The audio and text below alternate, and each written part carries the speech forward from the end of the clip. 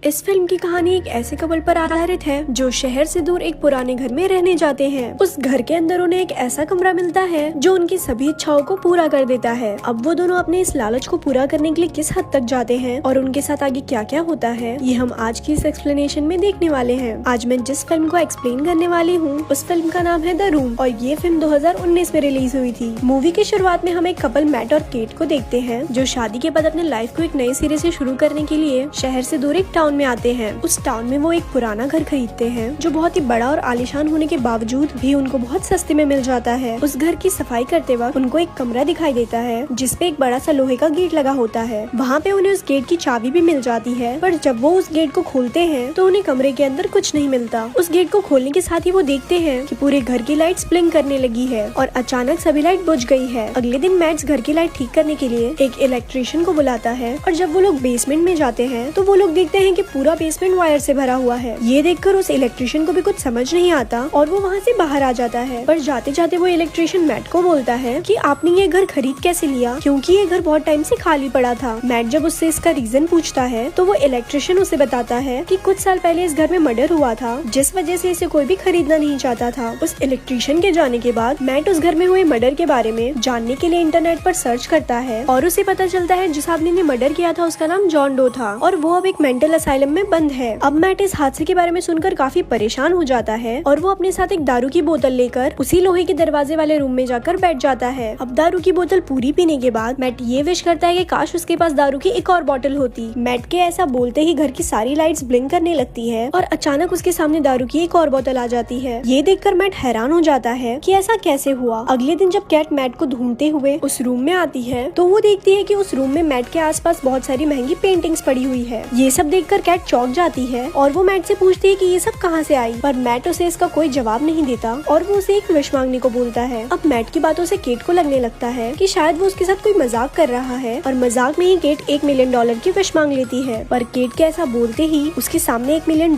आ जाते हैं जिसको देखकर कैट भी शॉक हो जाती है। अब इन दोनों को लगने लगता है कि शायद ये रूम उन दोनों की सभी विशेष को पूरा कर सकता है, इसीलिए वो एक एक करके उस रूम से ढेर सारे विशेष मांगने लगते हैं, जैसे खाना, दारू, पैसे और बहुत कुछ। अब धीरे धीरे उन दोनों में इतना ज्यादा लालच आ जाता है कि वो उस रूम से सब कुछ मांग लेते हैं। फिर एक दिन वो दोनों इससे भी बोर हो जाते हैं और इधर कैट भी धीरे धीरे डिप्रेशन में जाने लगती है। कैट की ऐसी हालत देखकर मैट उसे बोलता है कि अब हमें एक बच्चे के साथ अपनी फैमिली स्टार्ट कर लेनी चाहिए। पर मैट की ये बात सुनकर केट उससे चिढ़ जाती है क्योंकि वो दोनों पहले भी बच्चे के लिए 2 बार ट्राई कर चुके हैं और दोनों ही बार उनका बच्चा पेट में ही मारा जाता था। अब कैट मैट की बात सुनकर गुस्सा हो जाती है और वहाँ से चली जाती है। थोड़ी देर बाद जब मैट कैट को मनाने जाता है तो वो देखता है कि कैट एक छोटे बच्चे के साथ खेल रही है जिसको उसने उस विशिंग रूम से मांगा था। मैट को ये देखकर बहुत गुस्सा आता है और वो केट को बोलता है कि ये बच्चा हमारा नहीं है, इसीलिए तुम जहाँ से इसे लेकर आई हो इसे वहीं वापस छोड़ दो। अब कैट की तो इच्छा नहीं थी पर भी वो मैट की बात मान लेती है और वो दोनों जैसे ही उस बच्चे को लेकर उस रूम के अंदर जाते हैं तो दोनों में से कोई भी उस बच्चे को वापस लेने की विश मांग नहीं पाता और फिर वो दोनों उस बच्चे को अपने पास ही रखने का फैसला कर लेते हैं। अब उस बच्चे को पाकर केट बहुत ही ज्यादा खुश होती है और वो उसका नाम सैम रखती है। दूसरी तरफ मैट के मन में उस विशिंग रूम को लेकर अभी भी बहुत सारे डाउट्स थे, इसीलिए वो उनसे पहले रहने वाले आदमी जॉन डो से मिलने के लिए मेंटल असाइलम में जाता है। वहाँ पर मैट जॉन से उस रूम के बारे में पूछता है जिस पर जॉन उसे कोई भी जवाब नहीं देता। पर जाने से पहले वो मैट को बोलता है कि जितना जल्दी हो सके उस घर को छोड़कर चले जाओ वरना उनका लालच उन्हें एक दिन मार डालेगा। पर मैट जॉन की बातों पर बिल्कुल भी ध्यान नहीं देता और वहाँ से चला जाता है। रास्ते में मैट अपने कार में पेट्रोल भरवाता है और जब वो पेट्रोल के पैसे देने के लिए जेब में अपने हाथ डालता है तो वो देखता है कि जो पैसे उसने विशिंग रूम से उठाए थे वो सभी राख बन चुके हैं। मैट ये देखकर शॉक हो जाता है और वो घर आने के बाद सीधा विशिंग रूम में जाकर वहाँ पड़े हुए पैसे को उठाकर विंडो से बाहर फेंक देता है। विंडो के बाहर फेंकते ही मैट जब उस पैसों को देखता है तभी वो पैसे उसी समय राख बन जाते हैं। इसके बाद वो एक पेंटिंग को उठाता है और उसे भी जब वो अपने घर के बाहर रखता है तो वो पेंटिंग भी राख बन जाती है। ये देखकर मैट अब और भी ज्यादा सोच में पड़ जाता है और वो इसके बारे में जानने के लिए घर की पूरी दीवारों को तोड़ने लगता है। पर तभी वो देखता है पूरे घर में सिर्फ तारे ही बिछी हुई है। दूसरी तरफ कैट सैम को लेकर बाहर घूमने जा रही होती है पर तभी मैट कैट के पास आता है और उसे बाहर जाने से मना कर देता है। पर केट मैट की बात नहीं सुनती और वो सैम को लेकर बाहर चली जाती है। बाहर जाते ही कैट देखती है कि सैम रोना शुरू कर देता है और धीरे धीरे उसका शरीर भी गलने लगता है। अब इसको देखकर कैट भी चिल्लाने लगती है और कैट की आवाज सुनकर मैट भागता हुआ बाहर आता है और तुरंत सैम को उठाकर घर के अंदर ले जाता है। फिर कैट जब घर के अंदर आती है तो वो सैम को देखकर शॉक हो जाती है। वो देखती है कि सैम अब पहले से बड़ा हो चुका है। फिर मैट कैट को समझाता है कि ये घर एक प्रिंटर के जैसा है, ये किसी भी चीज को बना सकता है पर तुम्हें उस चीज को घर के अंदर ही रखना पड़ेगा। क्योंकि घर से बाहर निकलते ही वो चीज पूरी तरह राख बन जाएगी। अब इसके बाद से कैट सैम को लेकर और ज्यादा पजेसिव हो जाती है और वो पूरे घर को लॉक कर देती है, जिससे सैम कभी भी घर के बाहर निकल ही ना पाए। इसके अलावा कैट सैम को डराने के लिए ये भी बोलती है कि इस घर के बाहर बहुत ही खतरनाक जर्म्स है और अगर वो इस घर के बाहर गया तो वो जर्म्स उसे पकड़ लेंगे। अब ऐसे ही कुछ दिन बीत जाते हैं और एक दिन मैट देखता है कि सैम उस विशिंग रूम में जाकर खेल रहा है और उसे उस रूम की पावर्स के बारे में भी पता चल चुका है। अब सैम को उस रूम में देखकर मैट बहुत ज्यादा गुस्सा करता है और उसे डांटने लगता है, पर कैट मैट को सैम को डांटता हुआ देखकर उससे ही झगड़ा करने लग जाती है। तभी घर के फोन की घंटी बजती है और सैम उस फोन को उठा लेता है। फोन के दूसरी तरफ जॉन होता है और वो सैम की आवाज सुनकर मुस्कुराने लगता है। तभी मैट आकर सैम से फोन ले लेता है और वो जॉन से बात करने लगता है। फिर जॉन मैट को बोलता है कि आखिर तुमने वो गलती कर ही दी। फिर मैट उससे पूछता है कि अगर इस बच्चे की उम्र बढ़ने से रोकना है तो हमें क्या करना पड़ेगा। इस पे जॉन उसे बताता है कि जिसने भी उस बच्चे को विशिंग रूम से मांगा है उसे मरना पड़ेगा और उसके मरने के बाद ही वो बच्चा घर के बाहर भी जिंदा रह पाएगा। जॉन की ये बात सुनकर मैट उसे पूछता है कि तुम्हें इस बारे में कैसे पता। तो जॉन उसे बताता है कि वो भी उस रूम से मांगी हुई विश का एक बच्चा था और उसे जिंदा रखने के लिए पहले तो उसकी माँ ने उसके बाप को गोली मार दी और फिर खुद को गोली मार ली, जिसके कारण वो घर के बाहर भी जिंदा रह पा रहा है। दूसरी तरफ मैट और जॉन की बात केट भी सुन लेती है और वो सैम को बचाने के लिए खुद को मारने का फैसला करती है, पर थोड़ी ही देर बाद वो खुद को संभाल लेती है और वापस घर आ जाती है। रात को केट और मैट पलंग तोड़ घपाघप करते हैं और सैम चुपके से उन दोनों को देख रहा होता है। यहाँ पर हम देखते हैं कि सैम को कैट और मैट का नजदीक आना बिल्कुल भी पसंद नहीं आता। अगले दिन सैम घर का दरवाजा खोलकर बाहर चला जाता है, पर मैट दरवाजे की आवाज को सुन लेता है और फिर वो दोनों भागते हुए नीचे आते हैं। नीचे आते ही वो दोनों देखते हैं कि सैम अब और भी ज्यादा बड़ा हो चुका है। सैम के हाथ में मैट की एक बंदूक होती है जिससे वो मैट को मारने की कोशिश करता है, पर तभी कैट सैम के पास आती है और उसे शांत करने की कोशिश करती है। फिर सैम का ध्यान जैसे ही दूसरी तरफ जाता है तभी मैट गन छीनने के लिए उसके पास आता है। अब दोनों में ही लड़ाई होने लगती है और जब कैट उसको छुड़ाने के लिए उसके पास जाती है तभी उसे एक जोर का धक्का लगता है और उसका सर एक पियानो से टकराता है, जिससे वो वहीं बेहोश हो जाती है। थोड़ी देर बाद जब कैट को होश आता है तो वो देखती है कि उसके सामने सिर्फ मैट बैठा हुआ है। फिर कैट मैट से सैम के बारे में पूछती है तो वो बताता है कि उससे लड़ाई करते वक्त उसके हाथ से गोली चल गई, जिससे सैम की मौत हो गई और फिर उसने सैम को घर के बाहर फेंक दिया और वो राख बन गया। अब कैट को ये सुनकर सैम के बारे में बहुत बुरा लगता है, पर थोड़ी देर बाद मैट उसके पास आता है और उसके साथ जबरदस्ती घपाघप करने की कोशिश करता है। तभी कैट को समझ आ जाता है कि ये मैट नहीं बल्कि सैम है। फिर कैट उससे बचने के लिए वहाँ से भागने लगती है, पर सैम उसे पकड़ लेता है और उसके साथ घपाघप करने लगता है। दूसरी तरफ मैट को भी होश आ जाता है और वो देखता है कि वो उसी घर में तो है पर किसी दूसरी दुनिया की। फिर मैट उस घर की दीवारों को तोड़ने लगता है और इसी के साथ साथ उसे अपने दुनिया के उस घर में भी आने का रास्ता मिल जाता है। फिर मैट कैट को बचाने के लिए उसके पास आता है, पर थोड़ी देर बाद सैम भी वहाँ पर आ जाता है और वो उसे मारने की कोशिश करता है, पर तभी मैट घर का दरवाजा खोल देता है और वो सैम को लेकर घर से बाहर चला जाता है। घर के बाहर आते ही सैम की उम्र तेजी से बढ़ने लगती है और वो खुद को बचाने के लिए वापस घर के अंदर आने की कोशिश करता है, पर कैट घर को अंदर से बंद कर देती है और देखती है कि सैम कुछ ही मिनटों के अंदर बूढ़ा होने लगता है और फिर वो राख बन जाता है। अब फिल्म के लास्ट सीन में हम देखते हैं कि मैट और कैट ने उस घर को छोड़ दिया है और कुछ महीनों बाद कैट को पता चलता है कि वो माँ बनने वाली है, पर कैट इस बात को जानकर शॉक हो जाती है कि वो बच्चा मैट का नहीं सैम का है। और कुछ इसी तरह से ये फिल्म यहीं पर खत्म हो जाती है।